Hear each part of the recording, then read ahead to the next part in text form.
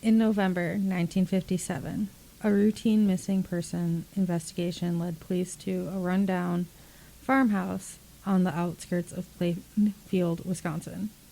Inside, they uncovered a nightmare: furniture made from human skin, bowls crafted from skulls, and the mutilated body of a missing woman hanging like a slaughtered animal. The man responsible was Ed Gein, an unassuming handyman whose quiet life masked a darkness born from grief, madness, and obsession. His story wouldn't just shock the nation, it would shape the blueprint for some of horror's most iconic villains. In this episode, we unravel the disconcerting life of Ed Gein, from his isolated childhood under a fanatical mother to the suspicious death of his brother and the events that led him to rob graves and murder women he believed resembled his mother. We'll walk through the forensic discoveries, the trial, and his mental health evaluations, and explore how his crimes blurred the line between killer and collector. Finally, we'll trace his impact on pop culture, where Gein's legacy still echoes in the darkest corners of fiction and film. This isn't just the story of a killer. This is the story of what happens when grief festers, when madness hides behind a neighborly smile, and when a rural town unknowingly becomes home to one of the darkest legacies in true crime history. This is the life and legacy of Ed Gein, the Butcher of Plainfield. This is Scarlet Tavern. Oh boy. Oh, well, as you guys can tell, my voice has not changed. Really? You didn't become a eunuch? No, that's you. Not me, sir. Pam is going to do this one. We figured we definitely need the Wisconsin accent to pronounce a lot of these, as you heard in a few of those words.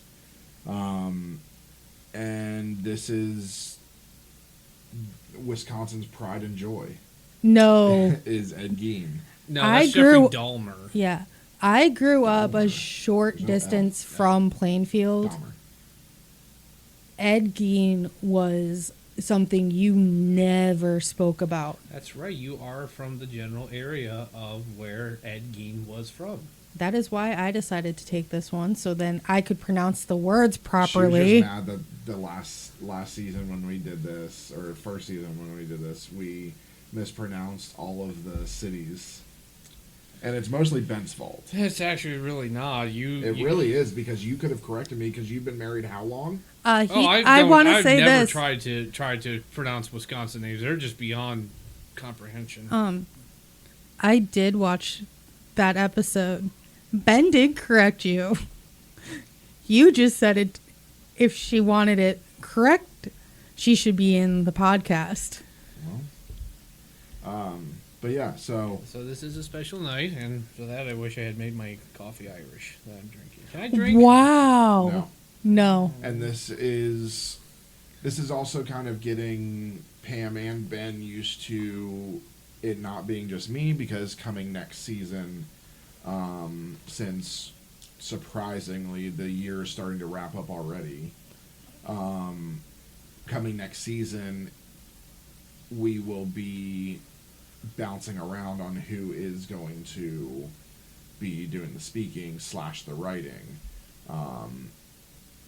I'll probably still primarily do the writing, besides Kayde writing quite a few of the, like half the episodes. Yeah, because we decided that half of the episodes we're going to end up throwing in some nerdy shit, like we did, actually even more than we did in the first season. In the first season, we had a few nerdy episodes. Mm-hmm. And we're also going to be putting in some cool history stuff that we all know, but we're going to try and dig up some lesser known aspects of them and try and hit you with some knowledge. There's some conspiracy theories. Yes, that's true. And I will say, we haven't really talked about the schedule of next year yet, but I'm just going to make the executive decision here. What we will do is we will actually start in February on the Holocaust. Yeah, that's going to be because it's going to coincide with the drop of our brand new D&D, which is set in 1951, right after the Holocaust and right before the Cold War. You couldn't have told me this so I could rework the schedule? I just told you. You've got months left. But and there's so much in the Holocaust, so we won't hit all of it. But No. we feel like we can still contribute our voice to teaching everybody about it, because it is a very important history, and contrary to the conspiracy theorists and the racists, it actually did happen, unfortunately. And we have also been watching Hunting Hitler, which is a great show. If you have not seen it, I suggest go watch it. It's really cool. Obviously, the belief is that Hitler did not commit suicide, which I believe, because there is no irrefutable evidence. We only have evidence that his wife is dead. So it's believed that he escaped and he hid until his death. So that's maybe something we'll hit on at that point too, but we want to kind of coincide some of the stories that we're going to be touching on in our D&D with this, because again, we're going to be in the D&D side, which comes in February, where you're going to see some drops here soon for some hints of stuff, but we're going to be, they will be directly involved in history, all history, albeit, but history, different aspects and parts of it during the Cold War and things like that, and bouncing around. So I actually have more than 200 years of history written out for it. So, but with all of that being said, this is the start of both Ben and Pam kind of chiming in. Ben did a few last season, and some first season, but this will be the start, so you'll hear more than just my voice, and let us know if you would rather me not speak, and I'll let them do it all. And I'll just sit here. Wow, thanks. But And if you guys have any topics that you're interested in that we cover, just comment or send us an email. Yeah, send an absolutely. email to Ben's personal email, Please don't. We have a business email for a reason. or his phone number is, We'll kill you if you do. and he lives at. Okay, now you're just getting... Now really- that's fucking all of us. I was about to say, we're into self-doxing now? That's cool. Yes. It's so other people can't do it.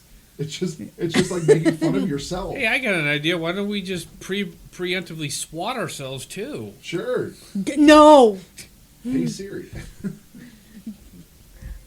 That is the I sound. forgot That is the I forgot I sound. had it turned on. That is the sound of our lead, of our host and CEO making a really dumb decision, almost as dumb as him trying to reach out to a cult.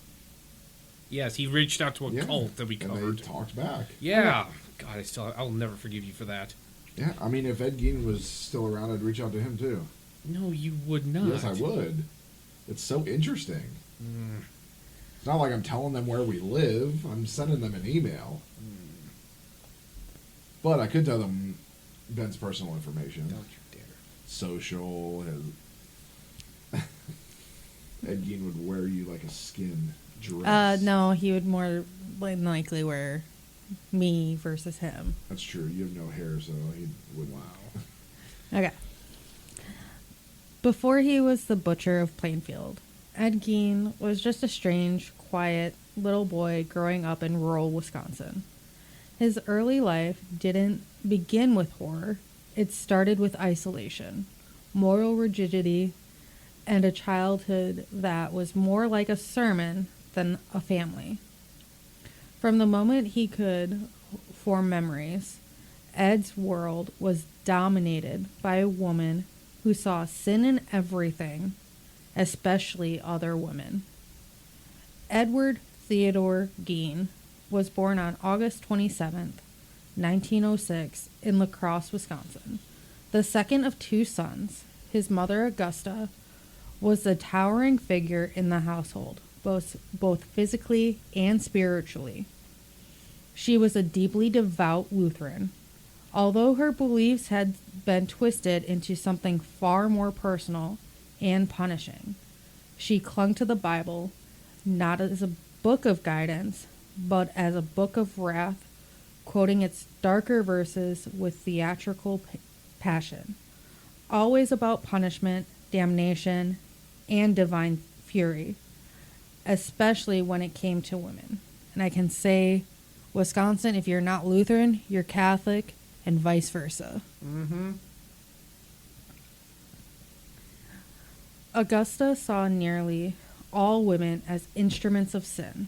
In her mind, they existed to tempt, deceive, and destroy. Sex was shameful, desire was evil, and she made sure her sons knew it. But even more than indoctrinating them, she isolated them, removing any chance of outside influence. The boys were rarely allowed to socialize with others. Friends were dangerous. Neighbors couldn't be trusted. Augusta was determined that her children would grow up uncorrupted by the world's evils. She didn't just homeschool their morals, she hand-forged their reality. When Ed was about 8 or 9, Augusta moved the family to a 155-acre farm on the outskirts of Plainfield.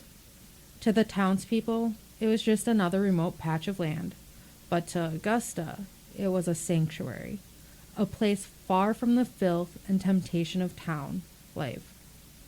And the decision would ensure that Ed's world would shrink into near total solitude for the next several decades. The isolation wasn't just geographical. It was emotional, spiritual, and psychological. Now, correct me if I'm wrong. Obviously, you said you're from the general area.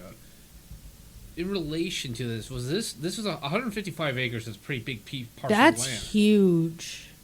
Where was? Do you remember? Or obviously, I've been past his land. Did it say where in relation the house was? Because I know how far back from the roads was it? Not that.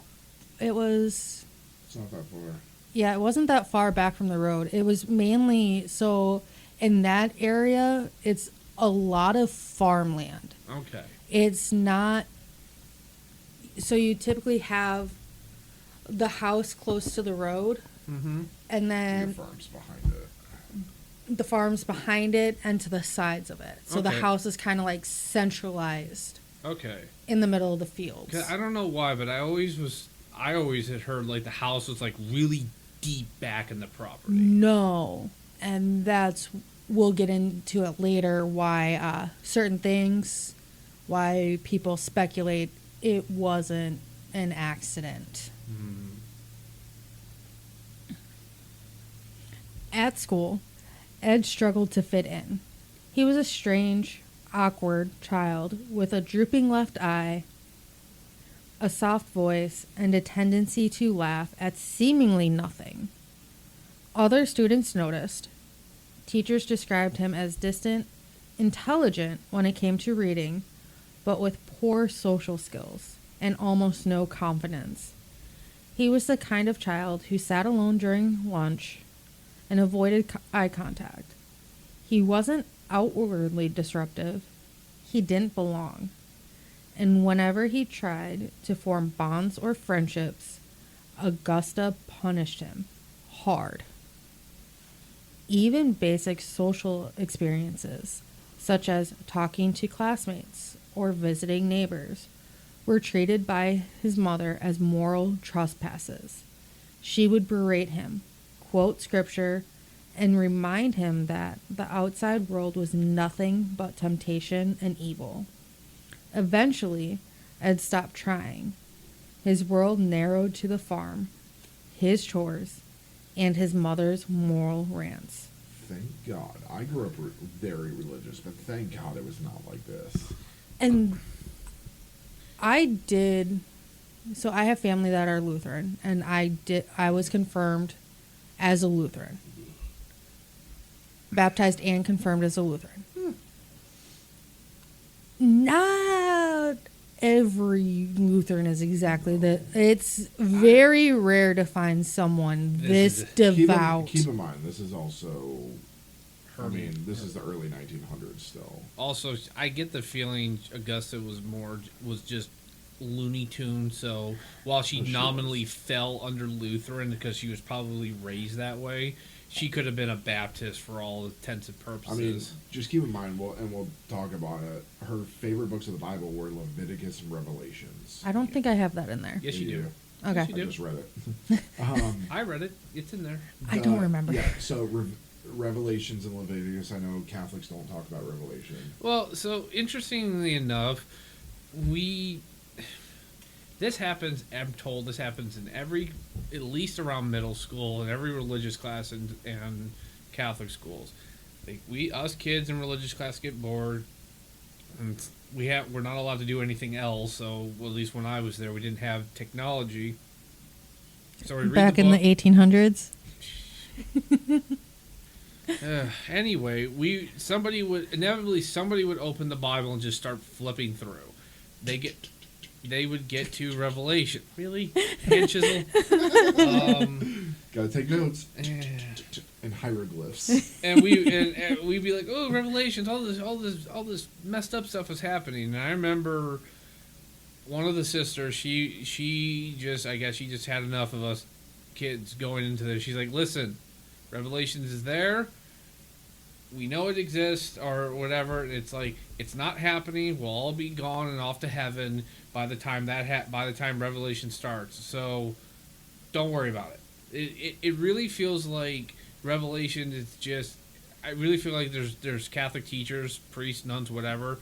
If they had a choice to take Revelation out of the Bible, they would, for no other reason, just to give them peace of mind and stop being badgered. Do Catholics teach Leviticus? I have never read Leviticus in my life. Leviticus is about? I have no idea what Leviticus is about. I Leviticus talks about the framework and the relationship between God and the Israelites. Okay. So this is Old Oh, Testament? yeah. It's Old Testament, so Okay. it talks about the laws, rituals, sacrifices. Has nothing to do with Christians. This is the Jews and the Gentiles. All the Old Testament has nothing to do for modern day Christians. No, it's the New Testament. That's what the New Testament's for. So Leviticus should not play any role in what we do unless you are Jewish. It should not. So like Orthodox Jews, Leviticus is their commandments. Okay. And if we have any, I would love to bring in, especially when we do like religious stuff, I would love to bring in somebody who is like Orthodox Jew, because there's such a crazy difference. There's a TikToker I watch. His name's Moses, and he is a rabbi. Really cool. It's him and his wife, and she asks him questions, and he talks about like, yes, this you can do this, you can do this. Like one of the biggest misconceptions is that she asked, say somebody converts to Judaism and they have tattoos, are they allowed to be buried in a Jewish cemetery? Well, you would think no, because in Judaism you cannot mark yourself. Yeah. That's part of the Old Testament. Mm-hmm. But you can. It's allowed because they converted, the tattoos came after or before. Okay. So long as they don't mark themselves again, it's allowed. Okay. So it's really cool. I'll show you guys his posts. Yeah. Because it's really cool. And again, I'm I not love religious like I used to be, but learning about all the different religions, it's a big thing. I think everybody should know about every religion. You know, like I said, I never knew anything about Leviticus. If I wasn't in the middle of proofreading when I was doing this, I was almost tempted to look up. It's like, what is the book of Leviticus? Because I do not recall Leviticus at all in there. But again, Catholic Church, they teach us. It's the third book of the Bible.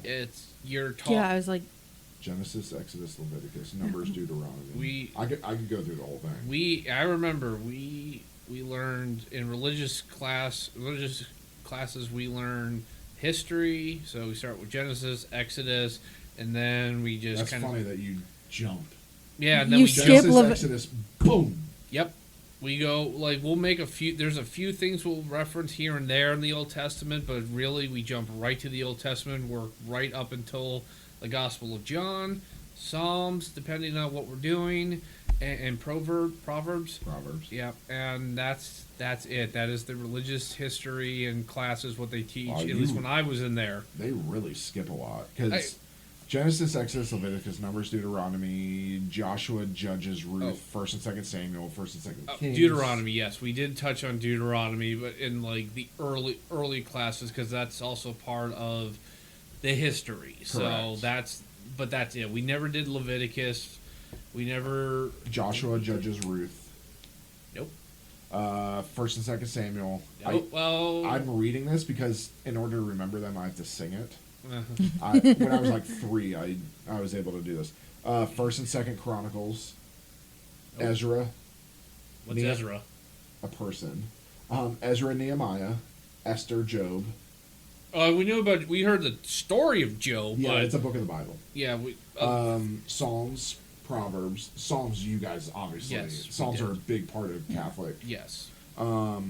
Ecclesiastes. I heard of it. Song of Solomon. Song of Songs also is another version of it. Yeah. So what?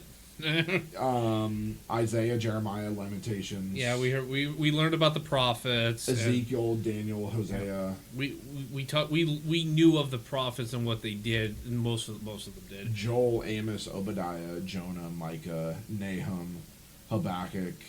Zephaniah. These are books in the Bible? Uh-huh. Yeah. Zephaniah, Haggai, Zechariah, Malachi. Malachi ends the Old Testament. And then you go to New Testament. Matthew, Mark, Luke, and John. Acts. Romans. Yeah, and that's kind of like where I forget. First and Second Corinthians. Yep, and Galatians. Ephesians. We learned this too. Again, New Testament, we went right up to basically Revelations, and then we stopped. Philippians, Colossians, First and Second Thessalonians, First and Second Timothy, Titus, Philemon, Hebrews, James, First and Second Peter, First John, Second John, Third John, Jude, and Revelation. Yeah. And then, of course, there's the Apocrypha, which is it's the extras that were in the original texts that don't make it to the new ones, like First and Second Esdras, Tobit, Judith. There's additional books of Esther, Wisdom of Solomon. There's a prologue to the Wisdom of Jesus, son of Sirach. There's Baruch, Letter of Jeremiah. There's a ton. Yeah. So sorry for the detour, folks. Yeah. But yeah. So that's kind of interesting that Augusta would just quote Leviticus. Very interesting what her religious upbringing was like. I'm wondering if George Gein, his father, we'll get into it, didn't cheat. I get the feeling that there's never been any mention of it, but wonder if he didn't cheat multiple times because of how anti-woman she was. Or it could have been maybe her father. Maybe. And we'll never know. No. His father, George Gein, was the opposite of Augusta in every way. Weak-willed, alcoholic, and often absent. He drifted from job to job, unable to hold steady work. And when he was present, he was either drunk or silent. He provided no balance, no guidance, no protection from Augusta's smothering dominance. Ed would later come to see his father not as a role model, but as a cautionary tale. Someone who failed to be righteous, failed to be strong, and failed to deserve respect. In contrast, Augusta filled every gap with discipline, fear, and a warped form of love that demanded worship. She read from the Bible daily, often choosing verses about death, sin, and divine punishment. Revelation and Leviticus were among her favorites. For Ed, these weren't abstract stories. They were real. They shaped his inner world. The lessons were absolute. Women are corrupt, pleasure is sin, and the wage of sin is death. That's straight out of Revelation. It's no surprise, then, that Ed didn't develop a sense of self-independence from his mother. He didn't form an identity based on exploration, experience, or self-discovery. His personality was shaped mainly in reaction to Augusta, as he sought to please her, obey her, and ultimately to preserve her.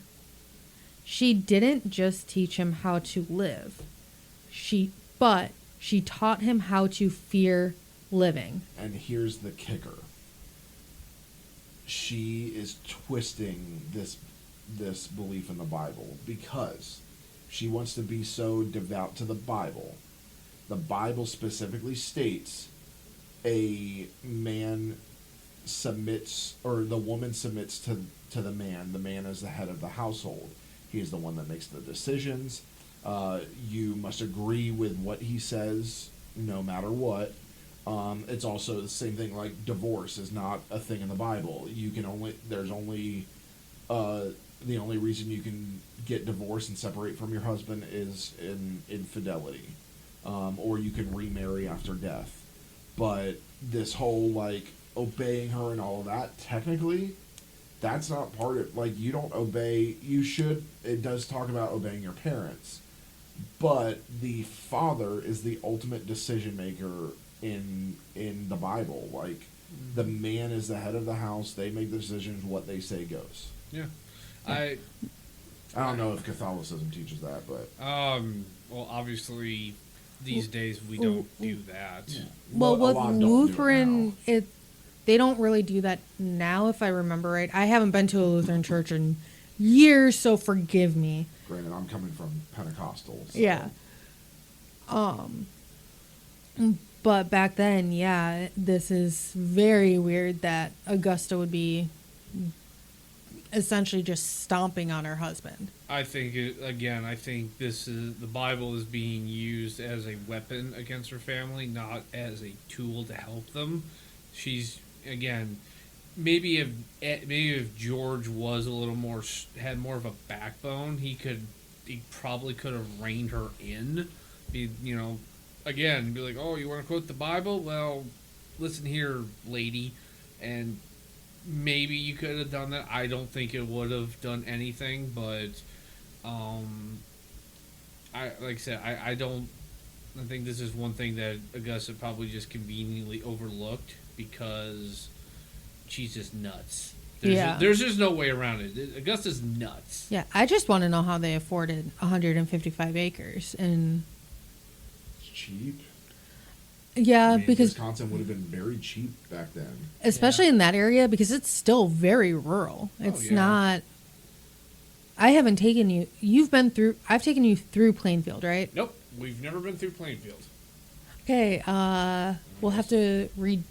I'll have to take you. It's fairly rural. Like, I bet. Watoma is more upscale than Plainfield, but I that's can't- also because Watoma is also the county seat. Yeah, I can't help but wonder if the land was cultivated or more wooded when they got it. Yeah, I mean, if it was not developed, it probably would have gotten it cheap. But there was one trait Augusta nurtured in Ed: obedience. He learned to listen, to follow, to serve. These qualities made him seem mild and compliant on the surface, but underneath, they laid the groundwork for something far more sinister. Because Ed didn't just love his mother, he deified her. And when you deify someone, their death doesn't feel like an ending. It feels like a rapture, a hearsay, a spiritual betrayal. In many ways, the most crucial relationship in Gein's life wasn't a relationship at all. It was a captivity, a lifelong submission to a woman who taught him the world was evil, that love was possession, and that she alone stood between him and eternal damnation. When Augusta Gein died in late 1945, it wasn't just the passing of a parent, it was the collapse of Ed's entire universe. She had been his compass, his conscience, his God. Without her, There was no structure, no direction, no voice telling him what was good or evil, right or wrong. The rigid world she had built around him didn't dissolve overnight. It withered wholly and quietly. The farmhouse, once filled with sermons and scripture, sank into silence. Dust settled, order decayed, and in that stillness, something darker began to grow. Augusta's absence didn't free Ed, it unmoored him. Adrift and unequipped for the outside world, he didn't return to reality. He retreated from it. With no one left to obey, he started creating a world of his own. A world where the dead never truly gone, where grief could be reanimated, and where the past could be stitched back together, one piece of skin at a time. So just backtracking the cost. So average farmland cost per acre in Wisconsin in the 1910s was around $35 to $50 per acre. They had 195 acres, so on the low end it would have cost $6,800, high end $9,700 if we talk about our inflation in today's dollars. At the most, they would have paid about $305,000 with our inflation. That's really fucking good. Good Lord. $300,000 for 195 acres. I think it's 155. But still. Yeah. That is really cheap. Yeah. But the problem with the land around there is it's good farmland, but you have to know how to farm it because it's a lot of sand. I get the feeling the Geins weren't the best farmers in the world. I don't. They didn't really farm. They didn't. So. It was. They just got this to be Secluded from everybody. Yeah. Well, they succeeded there. Loss wasn't something that visited Ed Gein all at once. It came in waves, peeling away the fragile support of his world, one person at a time. Before the bodies, before the grave robbing, before the skin masks, and the horror that would one day define him, 3 deaths cracked his world open. And with each one, the man who would become the Butcher of Plainfield became a little hollower. The first to go was his father, George, who died on April 1st, 1940, from heart failure brought on by decades of alcoholism, no surprise. George had never been much of a presence in Ed's life. He was detached, frequently drunk, and often unemployed. But his death, while perhaps a relief to Augusta, marked a shift in the balance of the household. Now, the 2 Gein boys, Henry, his brother, and Ed, were solely under their mother's control. Without even the passive presence of their father, Augusta's domination tightened. After George's death, the 2 sons picked up odd jobs to support the family. Henry, the elder brother, had always shown signs of independence. He didn't idolize their mother the way Ed did.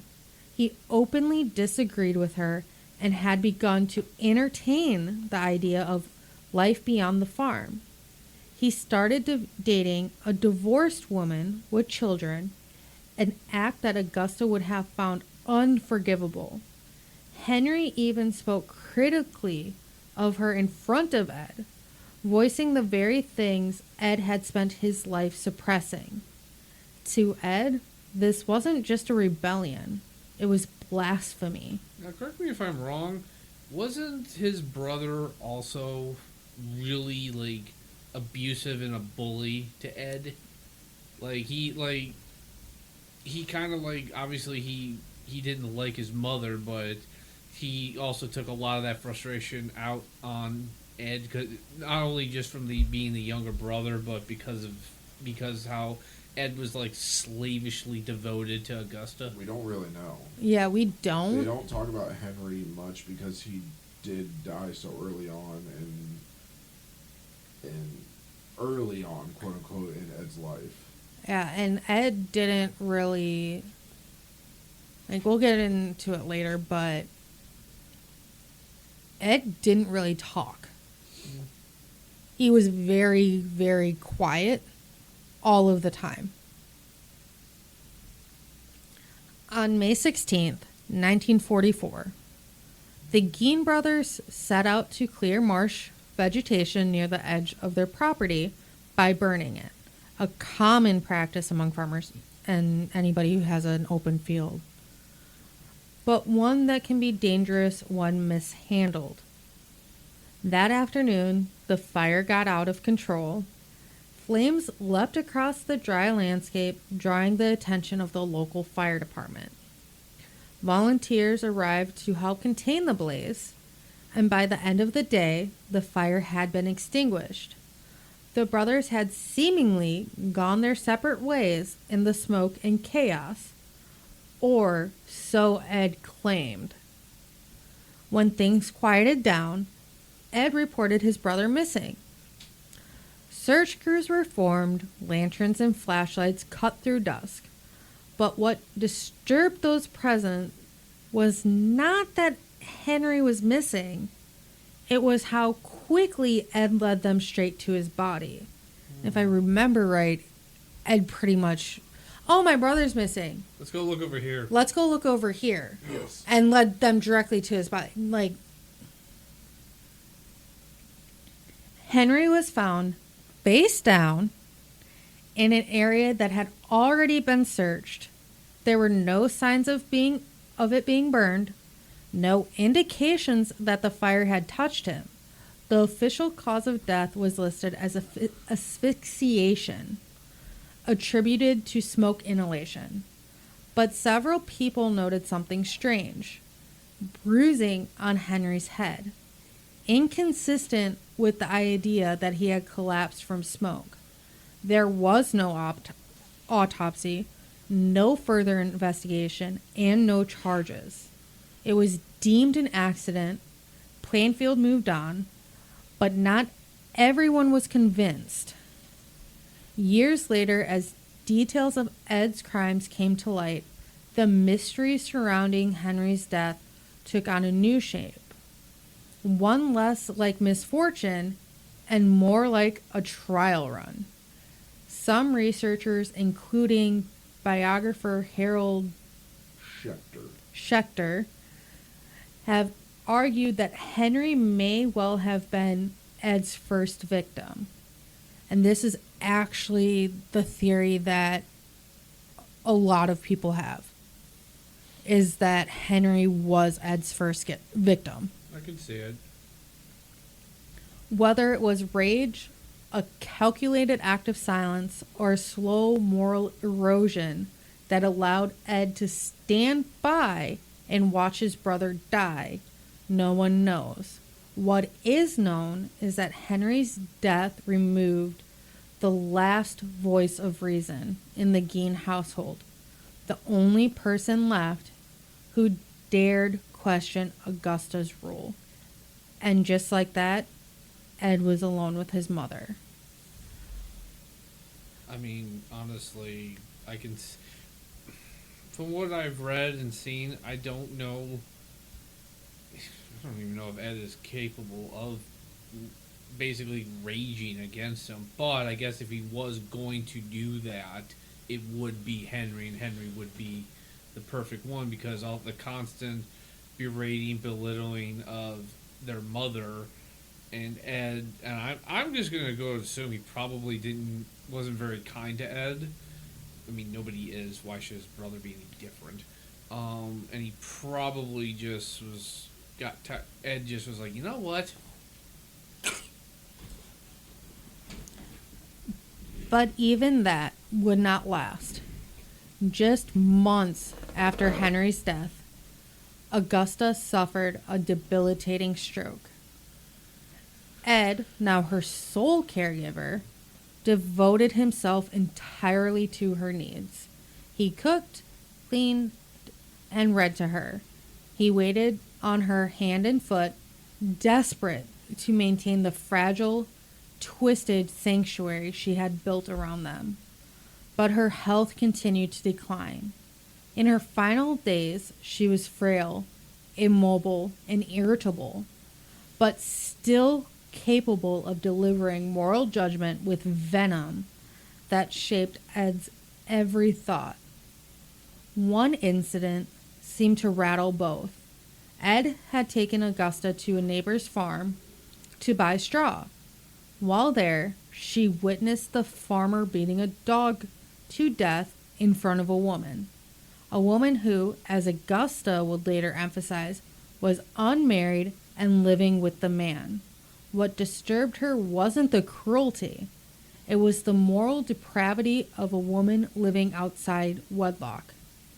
She called her Smith's harlot, and raged about it all the way home. It was one of her final sermons, a last, vicious confirmation of the world's corruption. Augusta died on December 29th, 1945. Yeah, where she rather berate someone for living in wedlock and not the murdering of a dog. She probably didn't give a shit. Probably didn't. And with her death, the last post in Ed's emotional scaffolding gave way. His response wasn't grief in the traditional sense. It was something more profound, colder, like an internal collapse. The woman who had been his compass, his judge, his God, was gone. For Ed, that loss didn't mark the beginning of a new life. It marked the end of structure, of identity, of direction. In the years that followed, the Gein farmhouse became a physical map of Ed's deterioration. The rooms Augusta had used were sealed, not merely closed off, but preserved like relics in a museum. Dust settled on her furniture undisturbed. Her Bible remained in place, her bedroom untouched. The air in those rooms didn't move. They existed in a state of suspended animation, as if Ed believed she might walk back through the door at any moment. But the rest of the house began to rot. He no longer cared for the property. Floors sagged, wallpaper peeled, insects multiplied, and garbage collected. The once thriving farm became a landscape of decay, with rusted tools and neglected equipment left to the mercy of the elements. Inside, the line between filth and function disappeared. Newspapers, dishes, half-eaten food, and scavenged junk were stacked alongside anatomy books, pulp horror magazines, and photographs of corpses from medical text. Gein confined himself to a small room just off the kitchen. It wasn't even his room. Really? Yeah, it wasn't his room. That's the inside of the house. That's the only room that he was in. The rest of the house, besides like the kitchen, It was basically unlivable. untouched. It was only those two rooms that he mainly stayed in. Like a little, if I remember it, a little bit flowed out into like the rest of the first story, but the second story completely untouched. just left to rot and decay. Yep. He lived like a hermit, surrounded by clutter, in darkness, and silence. The only sound was the murmur of a radio or the occasional creak of the farmhouse itself, as if the building were groaning under the weight of everything it had witnessed. It became a kind of cocoon, insulating Ed from the world he had never been prepared to live in. What began as grief hardened into delusion.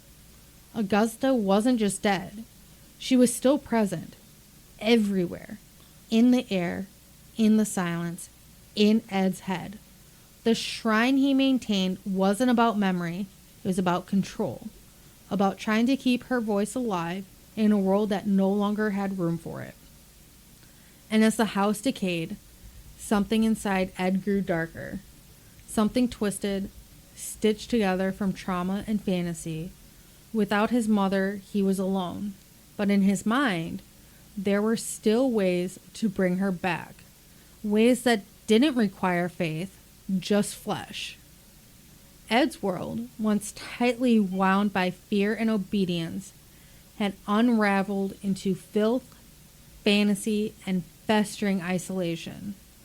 But the decay wasn't confined to crumbling wallpaper or forgotten corners.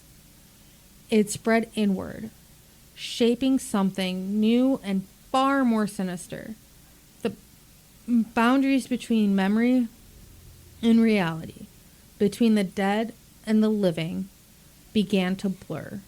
And soon, Ed's quiet descent would erupt into something that couldn't be hidden behind boarded up rooms, something that would demand the attention of the outside world for the first time in years. So, also keep in mind, when his mother died, he was 39 years old.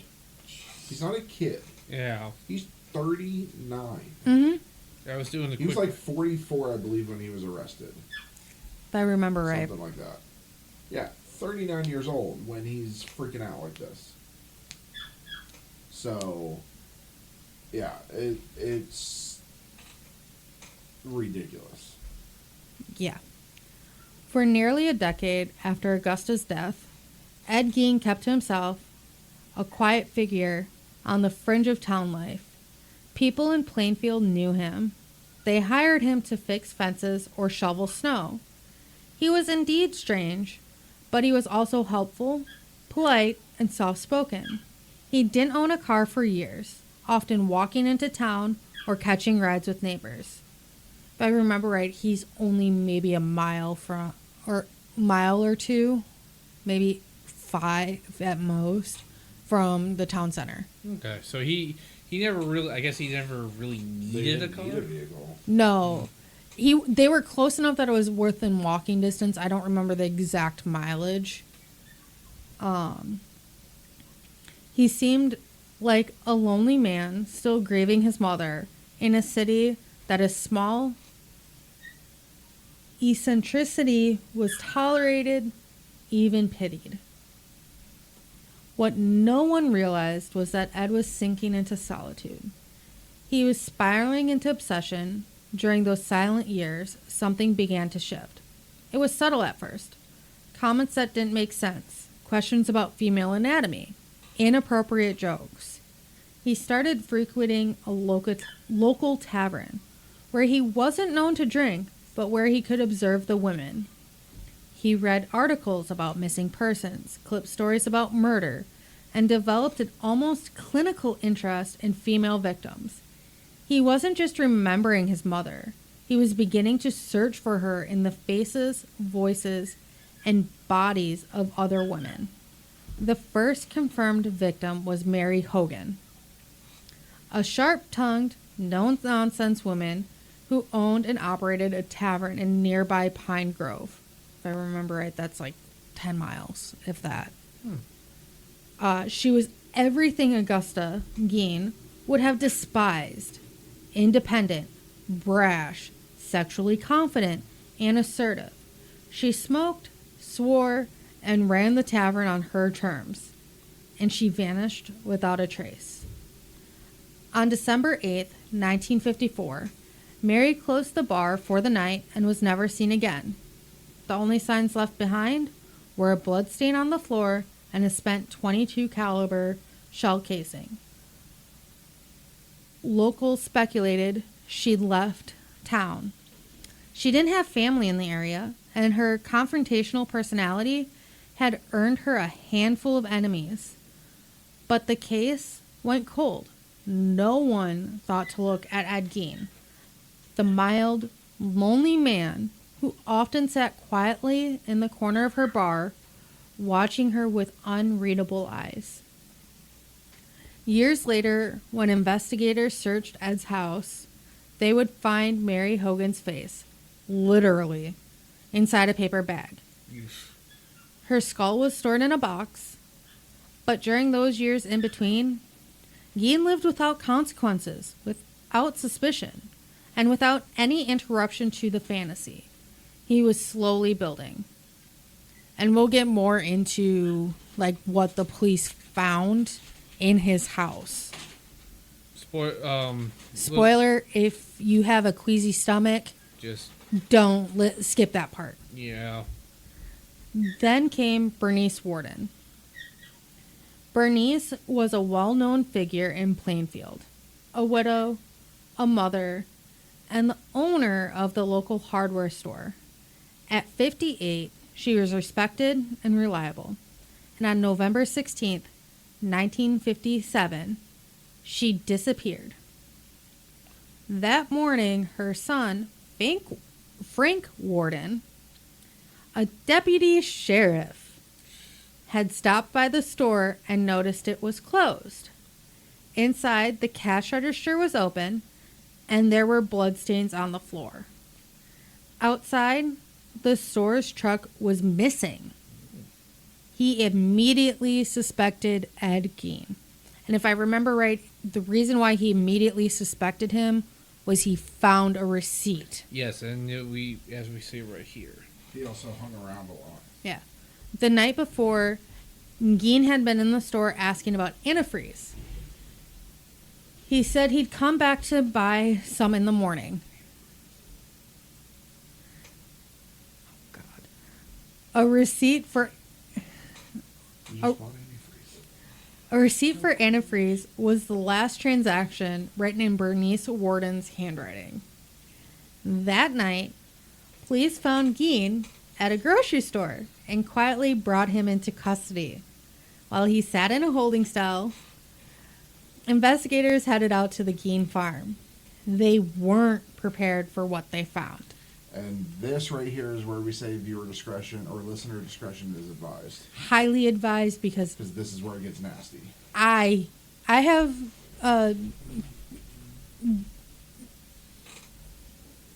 Don't say you have a strong stomach. I do not have a strong stomach. I don't have not. I don't have a weak stomach. I have a medium stomach. We'll go with that. We'll say I have a medium stomach. And this grosses me out. Okay, I can watch The Silence of the Lambs without throwing up, so I think I'm good. The other ones are just horror, so I won't watch those. Oh, shut up. The shed behind the farmhouse held the body of Bernice Worden. She was decapitated, gutted, and hung upside down by her ankles, like a deer after a hunt. Her torso had been split open. Her head was found separately, along with her heart, in a plastic bag near the stove. It was never disclosed if Ed Gein was a cannibal or not. But they never spoke about it. Everything that you would have done to dress a deer. Yeah. To a deer. I've done it so many times. For the love of God, tell me they didn't send her son to investigate Ed. I am so sorry. They did. They did. Oh my God! If I remember right, it was his son that found her. Oh, God! That's exactly what a son needs to find of his mother. What disturbed investigators wasn't just the brutality; it was the ritualistic precision, the display, the sense that this had been planned, even practiced. And if I remember right, the house, it was in Plainfield, but it technically was outside of the city limits. Mm-hmm. So it wasn't the city police that responded. It was the sheriff's department. Is Plainfield... Is it an incorporated town? Does it have its own police, or does Yes, Plainfield does have its own police. Okay, because I remember. It's just very small. I know that area in what the county. Washera. Yeah, that's it. Washera. Sorry, Frank Worden did not find his mother's body. Okay. It was another deputy, but he was involved in the investigation. It was a different sheriff. 'Cause Okay. I know that there's a lot of unincorporated towns in that county. They're just so small they don't warrant like I Watoma. think. Well, Watoma's the county seat of You're Washera. right, but that's also a bigger population. Not by a lot. I know. When I was growing, it finally went above 2,000. But when I left, it was under 2,000. Yeah. So I believe that's the reason why the sheriffs were Weren't there. involved. It was because technically, yes, they were Plainfield, but they were outside of the city limits. Inside the house, they found what Mary Hogan's disappearance had foreshadowed, and much more. Furniture is made of human remains. Skulls were turned into bowls. A lampshade made of human skin. Bernice Warden hadn't just been murdered. She had been claimed, reappropriated. She had become part of a private collection that was never meant to be found. Investigators didn't just find a house in disrepair. They found a carefully constructed temple for the dead. Each room held pieces of the past, stitched and shaped into grotesque approximations, that word, of the living. The complete list of items recovered was staggering. Human skulls were sawn in half and turned into soup bowls. A wastebasket made entirely of human skin. Chairs upholstered with flesh. A corset crafted from a woman's torso. Leggings stitched from human leg skin. Reuse and recycle. Masks made from the faces of real women, dried and preserved. A belt made from human nipples. 4 noses stored in a box. A window shade pole adorned with a pair of lips. A lampshade made from a face. 9 vulvas kept in a shoebox. Guess he can find it. A young girl's dress paired with the genitalia of what appeared to be teenage victims. Mary Hogan's face in a paper bag and her skull in a box. Bernice Warden's head in a burlap sack, her heart in a plastic bag near the stove, and fingernails stripped from countless female hands. These weren't trophies in the traditional sense. They weren't taken out of pride or even power. They were components, materials, used to build something intimate, unsettling, and almost sacred in Ed's eyes. Each one chosen, crafted and preserved in pursuit of something that still defies complete understanding. The common factor between both victims was that they shared similarities with Augusta Gein in terms of age, build, and demeanor, and they both represented something Ed both longed for and feared: strong, independent women who existed outside his mother's image. Their presence challenged the fantasy he built. And in killing them, Ed didn't just remove them from his world. He absorbed them, quite literally, into it. The killings weren't crimes of passion. They weren't even about hate in the traditional sense. They were about identity, about control, about trying to remake something that had been lost. For Ed Gein, murder wasn't just a final act. It was a step in the process of transformation, of becoming something other than what he was, something closer to the woman whose shadow still dictated every thought he had. The horrors found inside the Gein farmhouse stunned and even the most seasoned investigators, not just because of what they saw, but because of what it revealed. A method, a purpose, a delusion so deeply rooted it made the grotesque feel more ritualistic. But the physical evidence was only the beginning. When Ed started to speak, his calm, practically childlike demeanor clashed violently with the nightmarish things he described. What unfolded in those interviews would challenge every assumption about sanity, grief, and the true nature of evil. When the news of Ed Gein's crimes hit the national headlines, the public was horrified, not just by what he had done, but by how calmly he seemed to talk about it. There was no panic, no denial, no anger, just a flat, matter-of-fact tone, as though he were describing something ordinary. That unsettling calmness sent a deeper question rippling through the public consciousness. What kind of mind does something like this? From the moment he was taken into custody, Ed Gein baffled law enforcement. And he was also beaten by the deputies. Mm-hmm. Yeah, the sheriff struck him during the interrogation when he is so nonchalantly talking about all the murders and I think the one that hit him the hardest was Bernice because of Frank. Yeah. I think that's the one that he struck her on.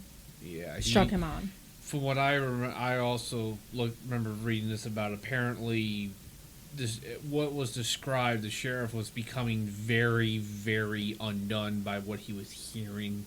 Mm-hmm. Not that I blame him, because, again, like you said, yeah. he knows the deputy. I was in his holding cell. Yeah. I think it's still there. It should still be there. The Historical Society was the old prison. And police station, if I remember correctly. I actually stood inside his cell that he was held in. That's just creepy, even for me. Yeah, it was very creepy. They don't announce it. I think the only reason why I was told was because I was doing a shadowing. Yeah. Kind of like, oh, hey, guess what? You're in Ed Gein's cell. Yeah. He's essentially been erased from Bush era I don't blame them. history. He didn't fit the mold of a calculating killer or a raging lunatic. He wasn't aggressive. He wasn't resistant. He was disturbingly cooperative, polite, and even. But as investigators questioned him, it became clear that the polite exterior masked something profoundly disconnected from reality. Ed seemed to drift in and out of lucidity. He would speak in complete, articulate sentences one moment and then trail off mid-thought the next. He chuckled at strange times. He rarely showed emotion, except when talking about his mother. Psychiatrists were quickly brought in. What they encountered wasn't just a man haunted by grief or tormented by guilt. It was someone who had rewritten reality to suit his needs. Ed didn't see what he had done as wrong in the way others would. He spoke about the bodies he exhumed, and even the ones he murdered, with a kind of detached reverence. They weren't people to him. They were material, instruments, and a means to an end. What psychiatrists found was a mind steeped in delusion, ritual, and arrested development. Not the show. Correct. He didn't have a firm grasp of moral consequences, and in many ways, he still spoke and reasoned like a child. When asked why he had killed Bernice Warden, he gave conflicting answers. In one version, the gun had gone off accidentally while he was handling it in her store. In another, he said he couldn't remember. But the physical evidence and the elaborate post-mortem staging made it clear this was no accident. What emerged was a diagnosis of schizophrenia with pronounced psychotic features. Gein exhibited signs of disassociation, hallucinations, and possible auditory delusions.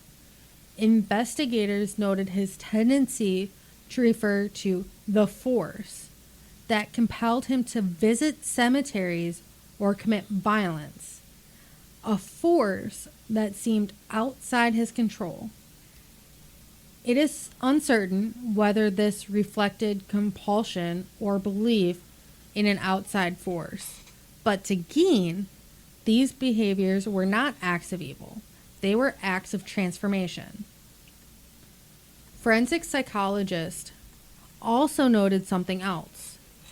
Ed didn't appear to suffer from traditional sexual deviancy, though many of the remains he kept were female and often sexually associated parts.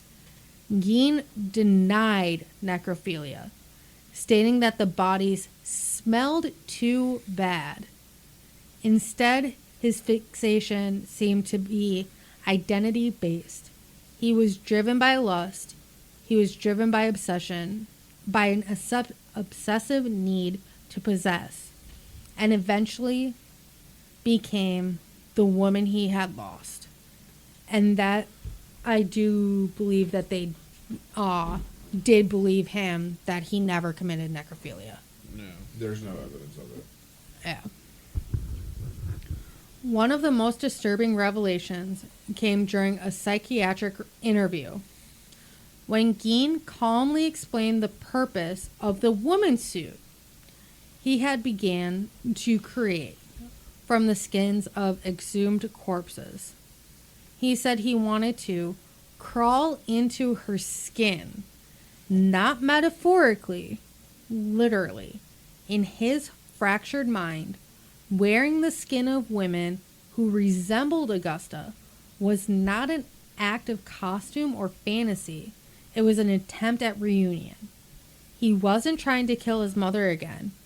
He was trying to resurrect her, to claim her, in the only way his troubled mind grasped, through mimicry, through embodiment, through flesh. This blurred the line between psychosis and obsession in a way few had ever seen before. The forensics teams didn't just find a killer. They found a man who had restructured his entire identity around grief, dependency, and delusional preservation. To understand Ed Gein wasn't just to understand a man capable of horror. It was to understand the terrifying quiet that follows when someone's reality fractures and no one notices. Inside the walls of his mind, death didn't end relationships. It made them permanent, static, incorruptible. And if he couldn't stop his mother from dying, he would stop the rest of the world from taking her place. He would control her memory, her presence, even her physical form, by any means necessary. In interviews with doctors, Ed showed no sign of remorse, not because he didn't feel guilty, but because he didn't fully grasp what he'd done was real. His inner world was a closed circuit, looping endlessly between past and presence, longing and control. To outsiders, it was horror. To Ed, it was home. And perhaps the most unsettling discovery wasn't what Gein had done, but how comfortably he lived with it. Ed Gein's words were haunting, but the justice system needed more than horror stories. It required clarity, competence, and a solid legal foundation. Was Ed criminally responsible, or merely a man lost to madness? Could a person who sewed masks from human faces truly understand right from wrong? The courtroom didn't just weigh guilt, it held a mirror to a man who saw no difference between love and passion, death and devotion. By the time Ed Gein was arrested and the details of his crimes were made public, the nation was captivated. Newspapers ran front-page stories about the horrors discovered at his farmhouse. Reporters from Chicago to New York descended on Plainfield, hoping for a glimpse into what many are calling the real-life House of Horrors. But in the courtroom, the drama played out quite differently. There were no shocking outbursts, no heated cross-examinations. The man at the center of it all, the one accused of murder, mutilation, and grave robbery, sat silently, almost meekly. He wasn't the monster people expected. He looked ordinary, bland, forgettable. The fact that he didn't look like a killer only made him more terrifying. Ed Gein was officially charged with one count of first-degree murder, the killing of Bernice Worden. Though evidence linking him to the murder of Mary Hogan was strong, and the remains of numerous women were found in his home, the state made a calculated decision. Prosecuting a single airtight case was cheaper, faster, and ultimately all that was needed to ensure Gein would never be free again. The other deaths and desecrations became background noise, grim footnotes to a story too disturbing to unravel in court fully. I will say, for such a small area, the court system did the right thing. This is the way that many others should have done it. Instead of trying to go for everything, you go for the one thing that you know is going to put him. You have irrefutable evidence that he killed Bernice. You only have circumstantial evidence that he killed Mary Hogan. I mean, the rest of them, he dug up the graves. Mm-hmm. So what's to say that somebody else didn't kill Mary and he found the body? Yes, yeah. He did nasty things to them, but is it going to put him away forever? Exactly. There is speculation, and I think we get into it later, of he killed someone in lacrosse. Yeah, we do cover that, a possibility. But I don't think he did that one. I don't think he... Yeah, so everybody talks about Ed Gein being a serial killer. He's not. No. Serial killer takes 3 consecutive kills in the same manner to be considered a serial killer. At the most, irrefutably, he's killed 2. Mm-hmm. His brother technically, all in different manners. Yeah. If you look at it. His brother, yes, if his brother really was the first one, he hit him over the head. Yeah. He didn't shoot. No. I mean, everybody in the county knows that. Bernice was shot. So, it's 2 totally different things. Oh, yeah. Ed Gein is a very disturbed killer, but he's not a serial killer. He's also not a sexual sadist either. No. That's what makes him scary, is for the fact that he wasn't a serial killer, that he wasn't a sexual sadist. He had no reason to do any of this. No, he's just... psycho. He's just, he's a quiet psycho. Yeah, he wanted to reanimate his mother. This is what I didn't understand. Did he ever try and dig his mother up? No. He respected his mother way too much to dig her, desecrate her grave. He made a woman's skin. He did wear her clothes. And then he would dance at the edge of their drive. And people thought it was a ghost for a long time. I'm sure we touch on it. But maybe. There are stories that the Gein farm was haunted. Well, it came from Ed Gein in the woman's skin. He would wear his mother's clothes, and go dance around at the edge of the drive, and people thought it was a ghost because it was so creepy. And then also make note that he's also the inspiration for multiple people. Mm-hmm. We do get into that. He is the inspiration, which again, it's suspected that he was a cannibal, but we don't have evidence because he is the inspiration for Hannibal Lecter. Not Hannibal. Yes. Buffalo. He Really? is the- Buffalo. he I know is- Buffalo Bill in The Silence of the Lambs was his inspiration. He is the inspiration for Hannibal Lecter. Oh, he's also okay. the inspiration, obviously, for Leatherface. That is Yeah. the biggest one. That is the big one that we get Leatherface. Gein entered a plea of not guilty by reason of insanity. I mean, really, that's his only play. Yeah. I mean, and he is insane. And the legal system? Agreed. Yeah. He was found mentally incompetent to stand trial and committed indefinitely to Central State Hospital for the Criminally Insane, a maximum security psychiatric facility in Waupun, Wisconsin. Pretty sure that's how I said it No. last time. I don't think you even specified what prison he was in. It was the beginning of a life behind locked doors. But it was far from the end of his story. And my uncle didn't meet him, he just saw him in passing at the prison. Did your uncle work there? No, Oh. No. it was a bunkmate. He said that he was a lot shorter than he thought he was.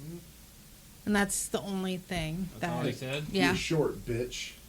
No, he That's what never he That's never what I would have said to him. he never interacted with him. Hey, he wouldn't kill me. I'm a man. Honestly, I'd be too scared to even try and talk to A him. little bitch. Okay.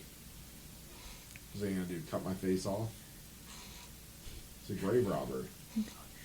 In the years following his arrest, Gein's case loomed large in the public imagination.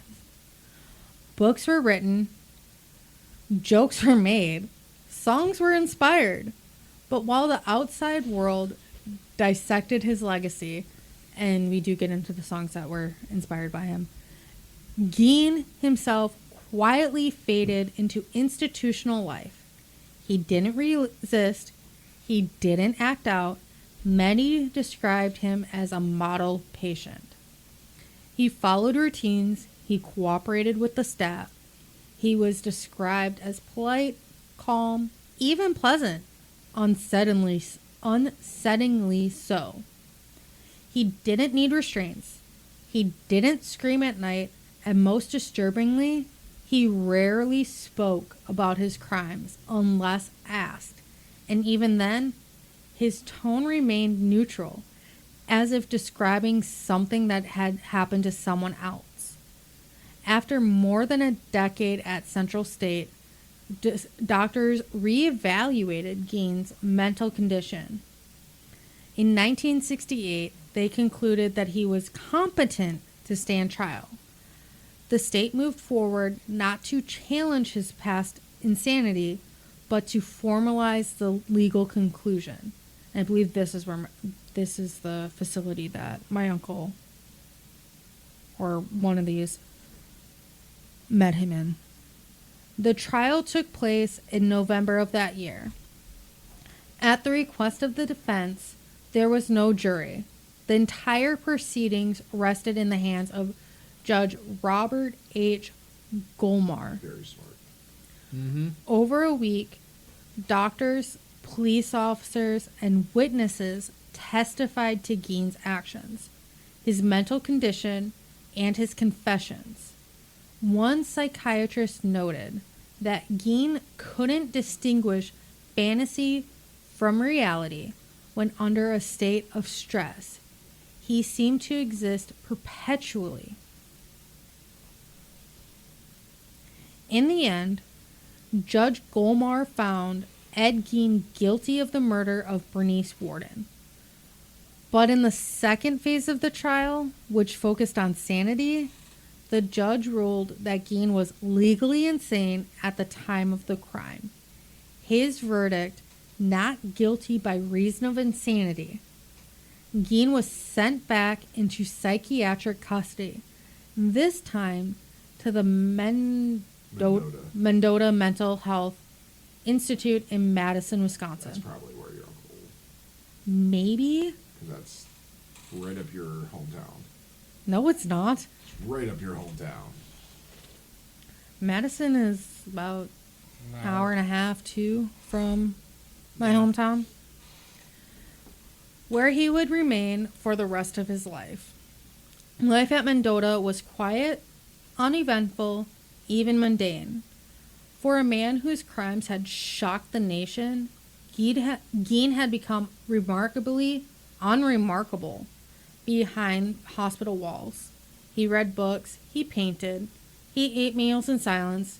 Occasionally, he'd speak with the staff about farming, gardening, or his mother, always with the same distant gaze. Some described him as almost childlike, a man whose psychological development had stunted as if his growth had been frozen in time. Others found his behavior deeply unsettling, particularly his tendency to stare at female staff for long, uncomfortable stretches. His eyes blank but intense. It was never clear whether he was reliving something or waiting to. Okay, don't give me that creepy look, That's dude. exactly right. One psychiatrist described him as a man trying to stay out of his head. It was a fitting observation. Whatever lived inside Ed Gein's mind, whatever twisted logic, delusion, or obsession that had once driven him to wear the skin of corpses and collect human trophies, was not buried beneath layers of medication, institutional routine, and time. Gein never asked for release, except for a brief dismissed petition in 1974. He appeared content or resigned to his circumstances. The rigid structure of hospital life, the clearly defined rules, and the absence of temptation in many ways mirrored the life he had once known under Augusta's roof. Order, routine, control. He didn't rebel against it. He seemed to find comfort in it. And so the man who once turned a farmhouse into a mausoleum lived out his days in a sterile ward, tucked away from the world that had long since moved on. He was no longer the Butcher of Plainfield. He was patient number 26751, an aging, quiet figure with pale eyes and a past too horrific to speak aloud fully. A guilty verdict may have closed the case on Bernice Warden's murder, but it didn't erase the more profound mystery. How many others? For every artifact cataloged in that house, for every fragment of human remains with no name attached, the question lingered. And though Ed admitted to only 2 killings, the scope of his depravity and the missing people surrounding his timeline suggested a story with many more pages unturned. By the time Ed Gein was locked away behind the walls of a mental hospital, most people assumed the story had reached its chilling conclusion. The headlines had faded, the trials were over, and the farmhouse, the grisly epicenter of it all, had burned to the ground. But in Plainfield and beyond, a question lingered, like the winter fog that settled over Wisconsin fields. What else did he do? Because even with the evidence laid bare, even with his confessions on record, the numbers didn't quite add up. 2 confirmed murders, dozens of body parts, multiple masks, skulls, skinned torsos, and the suit of flesh in progress. There was an error in his calculations. Something or someone was missing. Officially, Ed Gein admitted to killing Mary Hogan and Bernice Warden. But in interviews, investigators noted that his statements often wavered. He sometimes denied knowledge of Hogan's death entirely. On certain occasions, he referred to her in the present tense, as though she continued to be alive. His memory was inconsistent, fragmented, dreamlike, not always deceptive, but certainly unreliable. What Gein spoke about with clarity were the grave robberies. He claimed to have made over 40 nocturnal trips to local cemeteries over 5 years. On most of those nights, he said, he snapped out of a trance and returned home empty-handed. But on at least 9 confirmed occasions, he admitted to digging up the remains of middle-aged women who, according to him, looked like his mother. The exhumations were were methodical. He watched obituaries, attending funerals, studying which plots had been freshly covered, but not yet fully packed down. He preferred soft, sandy soil. He avoided caskets with vaults, and he struck quickly, sometimes retrieving entire corpses, other times taking only what he wanted. A head, a face, a vulva. Each part served a purpose in the macabre reconstruction of the woman he'd lost. But other names and faces vanished during the years Gein roamed freely. Girls, women, hunters, travelers, people whose disappearances were never solved, but whose timelines and geography raised questions no one could quite silence. One of the earliest suspected victims was Georgia Jean Weckler, an 8-year-old girl who disappeared near Fort Atkinson in 1947. She was last seen retrieving mail near her family's driveway, just 2 hours from Plainfield. At the time, Gein owned a black Ford sedan like the one spotted near the site of her disappearance. No evidence ever linked him to the case, but the timing and proximity kept her name on investigators' list for years. Then there was Evelyn Grace Hartley, a 15-year-old babysitter from La Crosse who vanished in 1953. Her father arrived at the home where she was supposed to be watching a toddler, only to find the doors locked, lights on, and signs of a struggle inside. Bloodstains, broken glass, and misplaced furniture. Ed Gein was questioned about Evelyn. He denied involvement. He passed 2 lie detector tests, but he was also known to frequent La Crosse, and no trace of Evelyn was ever found. There was Victor Travis and his friend Raymond Burgess, 2 deer hunters who vanished in 1952 after stopping at a bar in Plainfield. They left together and were never seen again. That same day, they had been hunting near the Gein farm, land Ed had become territorial about. The car they drove disappeared along with them. No bodies were found. The pattern of these disappearances, women, hunters, people with no clear enemies, kept local enforcement uneasy.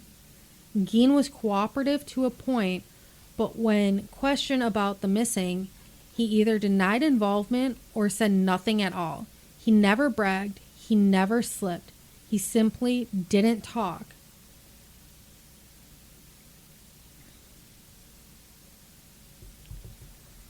For some, that silence was more damning than a confession.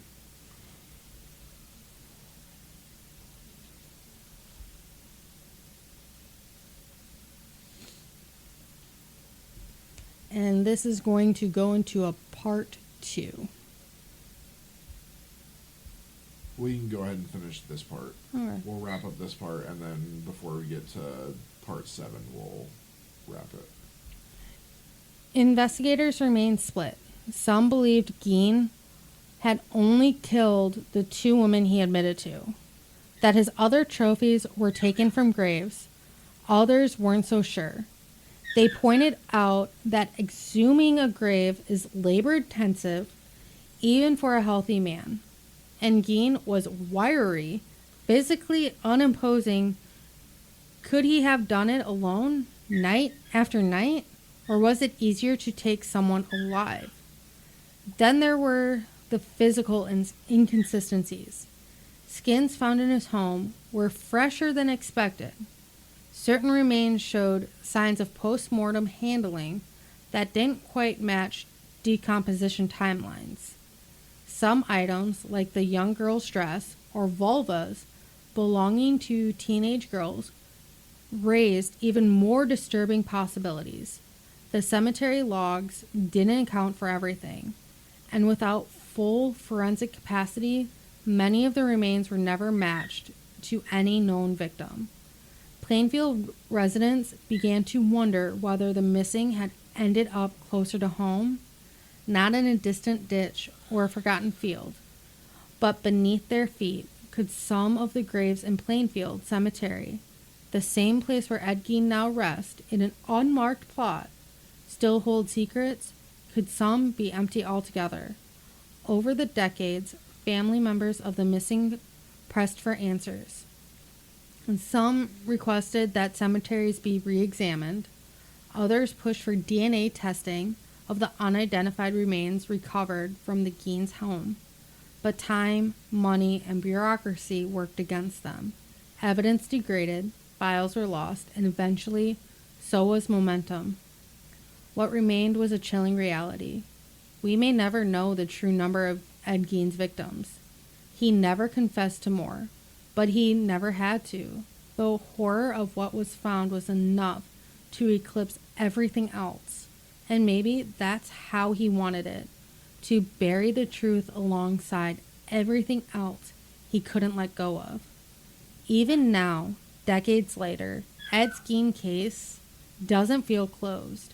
It feels like a door left ajar, creaking quietly in the dark, whispering that some stories don't end, they go silent. As the questions piled up, Ed Gein faded quietly into the background, not as a free man, but as a patient in a locked ward, far from the graveyard, soil and rotting floorboards of Plainfield. He didn't resist confinement in many ways. It resembled the life he had always known, controlled and structured, and silent. But outside those hospital walls, the world had not forgotten, and neither had the town he left behind. Thank you for visiting.